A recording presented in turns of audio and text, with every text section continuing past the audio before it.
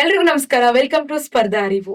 ಇವತ್ ನಾವು mission for cotton productivity ಈ ಒಂದು ಮಿಷನ್ ಬಗ್ಗೆ ನೋಡೋಣ. ಏನಿದು mission for cotton productivity? Exam point of view ಇದು ಹೇಗೆ ಇಂಪಾರ್ಟೆಂಟ್? ಸಿ, ಯಾವುದೇ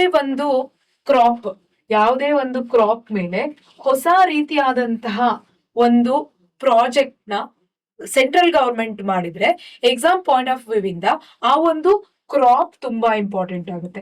ಮೊದಲನೇದಾಗಿ ಆ ಕ್ರಾಪ್ ತುಂಬಾ ಇಂಪಾರ್ಟೆಂಟ್ ಆಗುತ್ತೆ. ಆ ಕ್ರಾಪ್ ಬೆಳೆಯೋಕೆ ಬೇಕಾದಂತಹ ಭೌಗೋಳಿಕ ಲಕ್ಷಣಗಳು ಇಂಪಾರ್ಟೆಂಟ್ ಆಗುತ್ತೆ. ಅದಾದ್ಮೇಲೆ ಆ ಕ್ರಾಪ್ ಅಲ್ಲಿ ಇರುವಂತಹ ವಿಧಗಳು, ಯಾವ ಯಾವ ವಿಧಗಳಿದೆ, ಇದು ಇಂಪಾರ್ಟೆಂಟ್ ಆಗುತ್ತೆ. ಅದಾದ್ಮೇಲೆ ಯಾವ ಒಂದು ರಾಜ್ಯ ಹೈಯೆಸ್ಟ್ ಆ ಕ್ರಾಪ್ ನ ಬೆಳೆಯುತ್ತೆ ಅನ್ನೋದು ಇಂಪಾರ್ಟೆಂಟ್ ಆಗುತ್ತೆ. ಮತ್ತೆ ಆ ಕ್ರಾಪ್ ನಿಂದ ಜನಸಾಮಾನ್ಯರಿಗೆ ಏನು ಲಾಭ ಆಗುತ್ತೆ, ಈ ತರ ನಾವು ಕ್ವಶನ್ಸ್ ನ ಡಿವೈಡ್ ಮಾಡ್ತಾ ಹೋಗ್ಬೋದು ಒನ್ ಬೈ ಒನ್. ಎಕ್ಸಾಮಿನರ್ ನಮ್ಗೆ ಅದರಲ್ಲಿ ಕ್ರಾಪ್ದು ಭೌಗೋಳಿಕ ಲಕ್ಷಣಗಳ ಮೇಲಾದ್ರೂ ಕ್ವಶನ್ ಕೇಳ್ಬೋದು, ಟೈಪ್ಸ್ ಆದ್ರೂ ಕೇಳ್ಬೋದು, ಅಥವಾ ಹೈಯೆಸ್ಟ್ ಪ್ರೊಡಕ್ಟಿವಿಟಿ ಯಾವ ಸ್ಟೇಟ್ ಬೆಳೆಯುತ್ತೆ ಅದ್ರ ಮೇಲಾದ್ರೂ ಕೇಳಬಹುದು. ಸೊ ಹೀಗೆ ಇದು ಡಿಪೆಂಡ್ ಆದಂಗೆ ನಿಮ್ಗೆ ನಾನು ಅದನ್ನ ಎಕ್ಸ್ಪ್ಲೈನ್ ಮಾಡ್ತಾ ಹೋಗ್ತೀನಿ, which is very important. You have to make sure that ಇದನ್ನ ನೀವು ನೋಟ್ಸ್ ಮಾಡ್ಕೊಂತೀನಿ ಅಂತ. ಈ ಮಿಷನ್ ಫಾರ್ ಕಾಟನ್ ಪ್ರೊಡಕ್ಟಿವಿಟಿ ಏನಂತಂದ್ರೆ around 5659 crores rupees recent budget ಅಲ್ಲಿ ಕೇಂದ್ರ ಸರ್ಕಾರ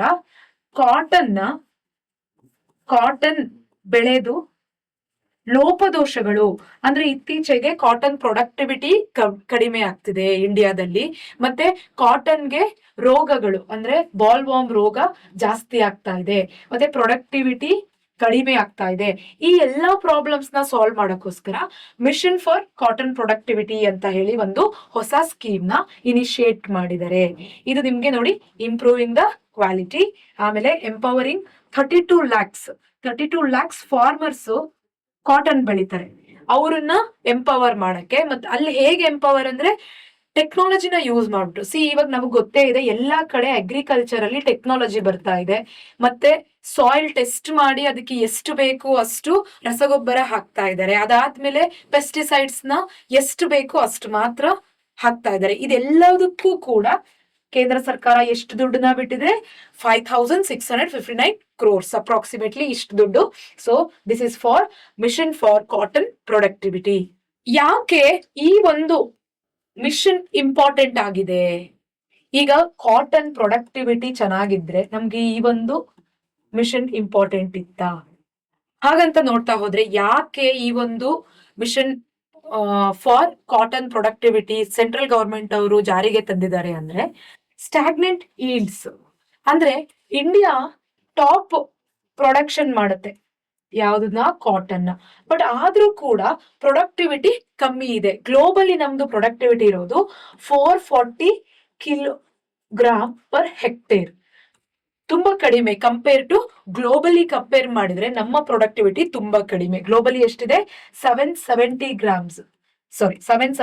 kg ಪರ್ ಹೆಕ್ಟೇರ್, ನಮ್ದು 440 kg per hectare. So yield stagnant ಇದೆ. ಇದನ್ನ ಇಂಪ್ರೂವ್ ಮಾಡೋಕ್ಕೋಸ್ಕರ ಈ ಒಂದು ಮಿಷನ್ ತುಂಬಾ ಇಂಪಾರ್ಟೆಂಟ್. ಅದಾದ್ಮೇಲೆ ಇಂಪೋರ್ಟ್ ಡಿಪೆಂಡೆನ್ಸಿ. ನಾವು ಇಂಡಿಯಾದಲ್ಲಿ ಲಾರ್ಜೆಸ್ಟ್ ಟೆಕ್ಸ್ಟೈಲ್ ಇಂಡಸ್ಟ್ರೀಸ್ ಇದೆ, ಅದರಲ್ಲೂ ಕೂಡ ನಾವು ಎಕ್ಸ್ಟ್ರಾ ಲಾಂಗ್ ಸ್ಟೇಪಲ್ ಕಾಟನ್ ನ ಇಂಪೋರ್ಟ್ ಮಾಡ್ತೀವಿ. ಅದನ್ನ ರಿಡ್ಯೂಸ್ ಮಾಡೋಕ್ಕೋಸ್ಕರನು ಕೂಡ ಈ ಒಂದು ಕಾಟನ್ ಪ್ರೊಡಕ್ಟಿವಿಟಿ ಮಿಷನ್ ನ ಜಾರಿಗೆ ತಂದಿದ್ದಾರೆ. ಅದಾದ್ಮೇಲೆ ಪೆಸ್ಟ್ ವಲ್ನರಬಿಲಿಟಿ. ನಾವು ಬಿಟಿ ಕಾಟನ್ ನ ಜಾರಿಗೆ ತಂದ್ವಿ. ಬಿಟಿ ಕಾಟನ್ ಜಿನೋಮ್ ಟೆಕ್ನಾಲಜಿನ ಯೂಸ್ ಮಾಡ್ಕೊಂಡು. ಬಟ್ ಆದ್ರೂ ಕೂಡ ಬಾಲ್ ವಾರ್ಮ್ದು ನಮ್ಗೆ ಇಶ್ಯೂ ಕಡಿಮೆ ಆಗ್ಲಿಲ್ಲ. ಅದಕ್ಕೋಸ್ಕರ ಕೂಡ ಈಗ ನಮ್ಗೆ ಬಾಲ್ ವಾರ್ಮ್ ಇಶ್ಯೂ ಕಡಿಮೆ ಆಗಿದೆ ಒಂದ್ ಸರ್ಟೈನ್ ಎಕ್ಸ್ಟೆಂಟ್. ವೈಟ್ ಫ್ಲೈ ಅಂತ ಹೇಳಿ ಇನ್ನೊಂದು ಪೆಸ್ಟ್ ಅಟ್ಯಾಕ್ ಆಗ್ತಾ ಇದೆ. ಸೊ ಅದನ್ನು ಕೂಡ ಕಂಟ್ರೋಲ್ ಮಾಡಕ್ಕೆ ಈ ಒಂದು ಮಿಷನ್ ಅಲ್ಲಿ ಇರುವಂತಹ ನಾವು ಫಂಡ್ ನ ಯುಟಿಲೈಸ್ ಮಾಡ್ಕೋಬಹುದು. ಅದಾದ್ಮೇಲೆ climate stress.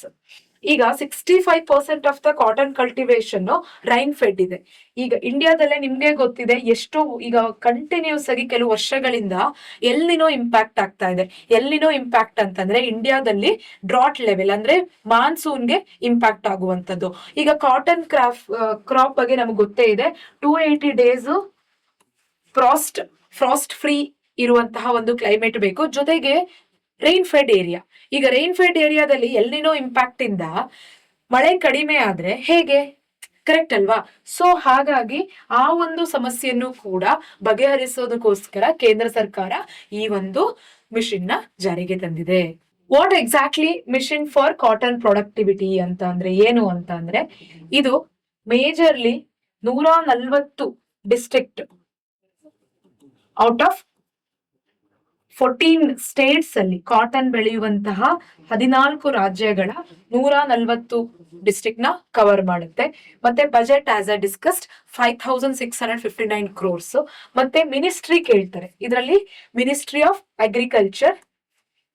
Agriculture and farmer welfare along with ministry of textile. 2 ministry ಇದೆ, ದಯವಿಟ್ಟು ಗಮನದಲ್ಲಿ ಇಟ್ಕೊಳ್ಳಿ, 2 ಮಿನಿಸ್ಟ್ರಿ. ಸೊ ಯಾಕಂತಂದ್ರೆ ಮಿನಿಸ್ಟ್ರಿ ಅಂತ ಕೇಳಿದಾಗ ಕನ್ಫ್ಯೂಸ್ ಆಗುವ ಸಾಧ್ಯತೆ ಇರುತ್ತೆ. ಸೊ ಕಾಟನ್ ಅಂತ ಬಂದಾಗ ನೀವು ಅಗ್ರಿಕಲ್ಚರಲ್ ರಿಲೇಟೆಡ್ ಕೂಡ ಹೌದು, ಜೊತೆಗೆ ಅದು ಮಿನಿಸ್ಟ್ರಿ ಆಫ್ ಟೆಕ್ಸ್ಟೈಲ್ ಕೂಡ ಹೌದು. So this is very important. And ಯಾರ್ದು ಸಪೋರ್ಟ್ ಇದೆ ಅಂತಂದ್ರೆ 10 ICAR ಇನ್ಸ್ಟಿಟ್ಯೂಟ್ ಅಂಡ್ CSIR ಇವ್ರದ್ದು ಸಪೋರ್ಟ್ ಒಂದಿಗೆ ಈ ಒಂದು ಮಿಷನ್ ಜಾರಿಗೆ ತಂದಿದೆ. ಟಾರ್ಗೆಟೆಡ್ ಔಟ್ಕಮ್ಸ್ ಏನು, 2031 ಒಳಗಡೆ ಕೆಲವು ಟಾರ್ಗೆಟೆಡ್ ಔಟ್ಕಮ್ಸ್ ಮಾಡಿದ್ದಾರೆ. ಏನೇನಂದ್ರೆ production, total production 498 lakh bale ಮಾಡ್ಬೇಕಂತ. ಕಾಟನ್ ನ ಬೇಲ್ಸ್ ಅಲ್ಲಿ ಮೆಜರ್ ಮಾಡ್ತಾರೆ. ದೆನ್ ಈಲ್ಡ್ ಬೂಸ್ಟ್ ಮಾಡುವಂತದ್ದು, ನಾನು ಹೇಳಿದೆ ನಮ್ದು ಎಷ್ಟಿದೆ 440 kg per hectare ಇದೆ. Over all foreign global average ಎಷ್ಟಿದೆ 770 ಇದೆ ಅಂತ ಹೇಳಿದೆ. ಸೊ ಇಂಡಿಯಾದು ಈಲ್ಡ್ ನ 755 kgಗೆ ಇಂಪ್ರೂವ್ ಮಾಡಬೇಕು ಅನ್ನುವಂತಹ ಒಂದು ಗೋಲ್ ಕೂಡ ಇದೆ. ಅದಾದ್ಮೇಲೆ ಇಟ್ಸ್ ಡೈರೆಕ್ಟ್ಲಿ ಇದು ಏನಾಗುತ್ತೆ ಅಂದ್ರೆ ಅರೌಂಡ್ 32 lakh ಕಾಟನ್ ಫಾರ್ಮರ್ದು ಲೈವ್ಲಿಹುಡ್ ನ ಚೇಂಜ್ ಮಾಡುತ್ತೆ. ಡೆಫಿನೆಟ್ಲಿ ಅಲ್ವಾ, ಇವಾಗ 440 kg ಬೆಳೆಯೋ ಕಡೆ 755 kg ಬೆಳೆದ್ರೆ ಆ ಒಂದು ರೈತನ ಆರ್ಥಿಕ ಸ್ಥಿತಿ ಕೂಡ ಚೆನ್ನಾಗಾಗುತ್ತೆ. So that is also very important. Quality ಇಲ್ಲಿ ಏನಂತಂದ್ರೆ achieve Kasturi cotton Bharat standard with a trash content below 2%. 2% ಗಿಂತ ಕೆಳಗಡೆ ಥ್ರಾಶ್ ನ ಕಡಿಮೆ ಮಾಡ್ಬೇಕಂದ್ರೆ, ಇವಾಗ 100% ನಿಮ್ಗೆ ಕಾಟನ್ ರಾ ಇದ್ರೆ 98% ಅದರಲ್ಲಿ ಯೂಸ್ಫುಲ್ ಕಾಟನ್ ಇರಬೇಕು, ಇನ್ನ ಕೇವಲ 2% ಮಾತ್ರ ಥ್ರಾಶ್ ಇರಬೇಕು. ಈ ಎಲ್ಲಾ targets exam point of view ತುಂಬಾ ಇಂಪಾರ್ಟೆಂಟ್. ಯಾಕಂತಂದ್ರೆ ಇವಾಗ ಅವ್ರು ಕೇಳ್ಬೋದು ಗ್ಲೋಬಲ್ ಆವರೇಜ್ ಎಷ್ಟಿದೆ ಕಾಟನ್ ಪ್ರೊಡಕ್ಟಿವಿಟಿಯಲ್ಲಿ ಅಂತ, ಇಂಡಿಯಾದ ಎಷ್ಟಿದೆ, ಅಥವಾ ಗ್ಲೋಬಲ್ ಗಿಂತ ನಮ್ದು ತುಂಬಾ ಜಾಸ್ತಿ ಇದೆ ಅಂತಾನು ಕೇಳಿ ನಿಮ್ಗೆ ಕ್ವಶನ್ ಕೇಳಿದ್ರೆ you may get confused. So ಇಂತ ಒಂದು important projects from state government central government exam point of view ತುಂಬಾ ಇಂಪಾರ್ಟೆಂಟ್ ಆಗೋದು ಇದೇ ಒಂದು ಕಾರಣದಿಂದ. ಯಾಕಂತಂದ್ರೆ ನಂಬರ್ಸ್ ನಿಮ್ಗೆ ನೆನ್ಪಿಡ್ಬೇಕಾಗುತ್ತೆ. ಅದಾದ್ಮೇಲೆ ಈಗ ಎಸ್ಸೆ ಕೇಳಿದ್ರು ಕೂಡ ಯಾವ್ದಾದ್ರು ಅಗ್ರಿಕಲ್ಚರ್ ರಿಲೇಟೆಡ್ ಅಥವಾ ಯಾವ್ದಾದ್ರು ಒಂದು ವ್ಯಕ್ತಿಯ ಲೈವ್ಲಿಹುಡ್ ರಿಲೇಟೆಡ್ ಯಾವ್ದಾದ್ರು ಎಕ್ಸಾಮ್ ಕೇಳಿದ್ರೆ ಈ ತರ ನೀವು ಮಿಷನ್ಸ್ ಎಲ್ಲಾನು ಹಾಕಿ ಬರ್ದಾಗ you will get more marks. And one more vision ಏನಿತ್ತು ಅಂದ್ರೆ 5F ವಿಷನ್ ಅಂದ್ರೆ ಫಾರ್ಮ್ ಟು ಫಾರಿನ್. ಮೊದಲನೇದಾಗಿ farm, climate smart seeds, improved agro economy and farmer capacity building, ಇದು farm. Then fibre, high quality fibre. ಈಗ ನಾವು ಹೇಳ್ದಂಗೆ extra long staple ಈ ಒಂದು ವೆರೈಟಿ ಆಫ್ ಕಾಟನ್ ನಾವು ಅಬ್ರಾಡ್ ಇಂದ ಇಂಪೋರ್ಟ್ ಮಾಡ್ಕೊಂತೀವಿ, ಬಟ್ ಅದೇ ಒಂದು ವೆರೈಟಿನ ನಾವು ಇಂಡಿಯಾದಲ್ಲೇ ಬೆಳೆದ್ರೆ ಬೆಟರ್ ಆಗುತ್ತೆ ಅಲ್ವಾ. So with reduced contamination and ELC development. Then ಫ್ಯಾಕ್ಟ್ರಿಯಲ್ಲಿ ಲಾಸ್ ಆಗುತ್ತೆ. ನಾನು ಹೇಳಿದೆ ಕೇವಲ 2% ಮಾತ್ರ ಥ್ರಾಶ್ ಕಾಟನ್ ಬರಬೇಕು ಅಂತ. If you use modernised ginning, spinning and processing through Mitra parks you should remember this is ಟೆಕ್ನಾಲಜಿನ ಹೈ ಲೆವೆಲ್ ಟೆಕ್ನಾಲಜಿನ ಯೂಸ್ ಮಾಡಿ ಮಾಡಿದಂತ park comes under ministry of textile. ಇದು ಕೂಡ ಒಂದು ಕ್ವಶನ್ ಆಗ್ಬೋದು. ಮಿತ್ರಾ ಪಾರ್ಕ್ಸ್ ರಿಲೇಟೆಡ್ ಟು ಅಂತ ಕೇಳಿದಾಗ ನಿಮಗೆ ಗೊತ್ತಿರಬೇಕು ಟೆಕ್ಸ್ಟೈಲ್ ನ ಎನ್ರಿಚ್ ಮಾಡಕ್ಕೆ ಅಂದ್ರೆ ಅಥವಾ ಟೆಕ್ಸ್ಟೈಲ್ ಫ್ಯಾಕ್ಟ್ರಿನ ಎನ್ರಿಚ್ ಮಾಡಕ್ಕೆ ಇದು ಒಂದು ಮಾಡಿರುವಂತ ಒಂದು scheme comes under ministry of textile. ಅದಾದ್ಮೇಲೆ fashion, premium textile products under the Kasturi cotton Bharat brand identity. ಈಗ ಭಾರತ್ ಬ್ರ್ಯಾಂಡ್ ಅಲ್ಲಿ ಕಸ್ತೂರಿ ಕಾಟನ್ ಕೆಳಗಡೆ ಬರುವಂತಹ ಕಾಟನ್ ತುಂಬಾ ಚೆನ್ನಾಗಿರುತ್ತೆ. ಅಂದ್ರೆ ಅದರಲ್ಲಿ ನಾನು ಹೇಳ್ದಂಗೆ 98% ಕಾಟನ್ ಇರುತ್ತೆ, 2% ಅಷ್ಟೇ ಥ್ರಾಶ್ ಇರುತ್ತೆ. ಅದಾದ್ಮೇಲೆ ಫಾರಿನ್. ಇವಾಗ ನಾನೊಂದು ಹೇಳ್ತೀನಿ, ಇಂಡಿಯಾದಲ್ಲಿ 90% ಆಫ್ ದ ಶರ್ಟ್ಸ್ ಆಗ್ಲಿ, ಪ್ಯಾಂಟ್ ಆಗ್ಲಿ, ಗಾರ್ಮೆಂಟ್ ಆಗ್ಲಿ ಎಲ್ಲವೂ ಇಲ್ಲಿ ಸ್ಟಿಚ್ ಆಗುತ್ತೆ. But it will go to abroad. ಅಲ್ಲಿ QC ಆಗುತ್ತೆ, ಕ್ವಾಲಿಟಿ ಚೆಕ್. ಅಲ್ಲಿ ಕ್ವಾಲಿಟಿ ಚೆಕ್ ಆಗ್ಬಿಟ್ಟು ಅಲ್ಲಿದು ಬ್ರ್ಯಾಂಡ್ ನೈಕಿ, ಏಡಿಡಾಸ್, ಪೂಮಾ ಇವೆಲ್ಲ, ಅಂದ್ರೆ ನಾನು ಎಕ್ಸಾಂಪಲ್ ಕೊಟ್ಟಿದ್ದು. ಇವನ್ ಮೇಜರ್ ವರ್ಲ್ಡ್ ವೈಡ್ ಬ್ರ್ಯಾಂಡ್ಸ್ ಕೂಡ ಇಂಡಿಯಾದಲ್ಲೇನೆ ಆಗಿ ಅಲ್ಲಿಗೆ ಹೋಗಿ ಮತ್ತೆ ನಮಗ್ ವಾಪಸ್ ಬರುತ್ತೆ. So which is like quality ಚೆಕ್ಗೆ ಅಲ್ಲಿಗೆ ಯಾಕೆ ಕಳಿಸ್ಬೇಕು, ನಾವೇ ಮಾಡ್ಬೋದಲ್ವಾ? ಸೊ ಅದೆಲ್ಲವನ್ನು ಮನಸ್ಸಿನಲ್ಲಿ ಇಟ್ಕೊಂಡು ಸೆಲ್ಫ್ ರಿಲಯನ್ಸ್, ನಮ್ಮ ಇಂಡಿಯಾ ಯಾವುದೇ ರೀತಿಯಾಗಿ ಬೇರೆಯವ್ರ ಮೇಲೆ ಡಿಪೆಂಡ್ ಆಗಬಾರ್ದು ಅನ್ನೋ ಒಂದು ಕಾರಣಕ್ಕೋಸ್ಕರ ಈ ಒಂದು ಸ್ಕೀಮ್ ಜಾರಿಗೆ ಬಂತು. ಫ್ಯಾಕ್ಟ್ಸ್, ಇದು very important. Exam point of view this slide is very important, especially for prelims ಅಥವಾ ಗ್ರೂಪ್ ಸಿ ಅಥವಾ PSI ಗೆ. ಅದೆಲ್ಲ ನಿಮ್ಗೆ ಮೇನ್ಸ್ ಗೆ ನಾನು ಇಷ್ಟೊತ್ತು ಏನ್ ಹೇಳಿದೆ, ಪ್ರಿಲಿಮ್ಸ್ ಅಲ್ಲೂ ಕೇಳಬಾರ್ದು ಅಂತ ಇಲ್ಲ, they will ask, but this is very important. Cotton in India, ಇದನ್ನ ವೈಟ್ ಗೋಲ್ಡ್ ಎಟ್ ಗ್ಲಾನ್ಸ್ ಅಂತ ಕರೀತಾರೆ. Globally India is a second largest producer. ಇದು important. Globally India second largest producer and consumer after China. China first, ನಮ್ದು second. Very important. ಮತ್ತಿನ್ನ India holds ಹತ್ತತ್ರ 11.4 million hectares, largest cultivation in the world. ಎಷ್ಟು? 11.4 million hectare. ಅದೊಂದು very important. ಮತ್ತೆ ಹತ್ತತ್ರ 6 million ಫಾರ್ಮರ್ಗೆ ಇದು ಅನ್ನ ನೀಡ್ತಾ ಇದೆ. ಕಾಟನ್ ಕಲ್ಟಿವೇಶನ್ ಇಂದ 6 ಮಿಲಿಯನ್ ಫಾರ್ಮರ್ಸ್. ಅದಾದ್ಮೇಲೆ India contribute 1/4 of the global output. ಅಂದ್ರೆ 25% ಗ್ಲೋಬಲ್ ಔಟ್ಪುಟ್ ಅಲ್ಲಿ ಇಂಡಿಯಾ ಕಾಂಟ್ರಿಬ್ಯೂಟ್ ಮಾಡುತ್ತೆ. China first, second producer and consumer after China.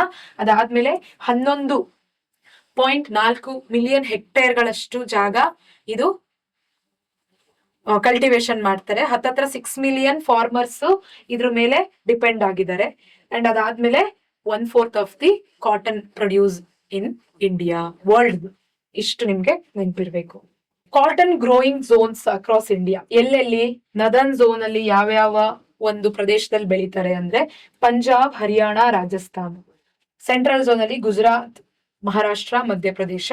Southern ಅಲ್ಲಿ ತೆಲಂಗಾಣ, ಆಂಧ್ರ ಪ್ರದೇಶ, ಕರ್ನಾಟಕ. ಯಾವ್ಯಾವ ಸಾಯಿಲ್? ನದರ್ನ್ ಅಲ್ಲಿ deep alluvial soil with irrigation support. So productivity high ಇರುತ್ತೆ, ಯಾಕಂದ್ರೆ ಇಲ್ಲಿ ಅಲ್ಯೂವಿಯಲ್ ಸಾಯಿಲ್ ಮತ್ತೆ irrigation. So productivity is better compare to other region. ಇಲ್ಲಿ predominantly black clay soil. So this is also very important. And strong moisture retention ಇರುತ್ತೆ ಇಲ್ಲಿ. So ನ್ಯಾಷನಲ್ದು largest, ಈ ಒಂದು ಜಾಗದಲ್ಲಿ largest cotton production. Then southern ಅಲ್ಲಿ red and black mix ಇರುವಂತಹ ಒಂದು ಸಾಯಿಲ್, ಮತ್ತೆ ಕ್ಲೈಮೇಟ್ ಹೈ ವೇರಿಯೇಬಲ್ ಇರುತ್ತೆ. ಸೊ ಹಾಗಾಗಿ ಆಕ್ಚುಲಿ ನಮ್ಗೆ ಏನಂತಂದ್ರೆ ಸ್ವಲ್ಪ ಕಡಿಮೆ ಇರುತ್ತೆ ಪ್ರಮಾಣ, ಬಟ್ ಆದ್ರೆ ಜಾಗ ಜಾಸ್ತಿ. ಅಂದ್ರೆ ಈಗ ಸದರ್ನ್ ಅಲ್ಲಿ ನಿಮಗೆ ಗೊತ್ತಿದೆ, ನಾರ್ತ್ ಕರ್ನಾಟಕದಲ್ಲಿ ಮತ್ತೆ ಹೈದರಾಬಾದ್ ಅಥವಾ ತೆಲಂಗಾಣ ರೀಜನ್ ಅಲ್ಲಿ ಜಾಸ್ತಿ ಜಾಗದಲ್ಲಿ ಅಥವಾ ಲಾರ್ಜ್ ಏರಿಯಾದಲ್ಲಿ ಕಾಟನ್ ಬೆಳೀತಾರೆ. This is very important. ಈ ಒಂದು ಮಿಷನ್ ಜೊತೆಗೆ ಕಾಟನ್ ಪ್ರೊಡಕ್ಟಿವಿಟಿಗೋಸ್ಕರ ಇಂಡಿಯಾದಲ್ಲಿರುವಂತಹ ಅದರ್ ಪ್ರೋಗ್ರಾಮ್ಸ್ ಯಾವ್ಯಾವ್ದು ಅಂತಂದ್ರೆ cotton development program under NFSM. ಇದು ನ್ಯಾಷನಲ್ ಫುಡ್ ಸೆಕ್ಯೂರಿಟಿ ಮಿಷನ್ ಕೆಳಗಡೆ ಮಾಡಿದಂತಹ ಒಂದು program to promote the growth of cotton. ಅದಾದ ನಂತರ ನ್ಯಾಷನಲ್ ಟೆಕ್ನಿಕಲ್ ಟೆಕ್ಸ್ಟೈಲ್ ಮಿಷನ್. ಇದು ಕೂಡ developing India as a global leader in the technical textile ಅಲ್ಲಿ ಗ್ಲೋಬಲ್ ಲೀಡರ್ ನ ಮಾಡಕ್ಕೋಸ್ಕರ ಮಾಡಿದಂತಹ ಒಂದು scheme. Next Mitra mega investment textile park. ಇದು ಕೂಡ ಇನ್ನೊಂದು scheme to enhance the technology in the textile field ಅಥವಾ textile factories. Then Cott Ally mobile app and COCPC. ಇದು ಕೂಡ ಫಾರ್ಮರ್ಸ್ ಗೆ ರಿಯಲ್ ಟೈಮ್ ಅಡ್ವೈಸರಿನ ಕೊಡೋಕೋಸ್ಕರ ಮಾಡಿದಂತಹ ಒಂದು application. Then cotton corporation of India. ಇದು 1970 ಎಸ್ಟಾಬ್ಲಿಷ್ ಆದಂತಹ ಒಂದು ಪಬ್ಲಿಕ್ ಸೆಕ್ಟರ್ ಯೂನಿಟ್ ಇದು. Unit 2 under the Ministry of Textile. It gives the fair prices to the farmer. ಅಂದ್ರೆ ಕಾಟನ್ಗೆ ಫೇರ್ ಎನುಮರೇಷನ್ ನ ಕೊಡುವಂತಹ ಒಂದು ಸಂಸ್ಥೆ ಆಗಿದೆ. This is all about the cotton productivity ಅಥವಾ ಮಿಷನ್ ಫಾರ್ ಕಾಟನ್ ಪ್ರೊಡಕ್ಟಿವಿಟಿ ಅನ್ನುವಂತಹ ಒಂದು ಪ್ರೋಗ್ರಾಮ್ದು ಕಂಪ್ಲೀಟ್ ಡೀಟೇಲ್ಸ್. ನೀವು ಇದನ್ನ ನೋಟ್ಸ್ ಮಾಡ್ಕೊಂಡ್ರೆ you can utilise this in the mains answer, essay as well as in the PSI Group C or KPSC prelims. Thank you one and all. That's all for the day.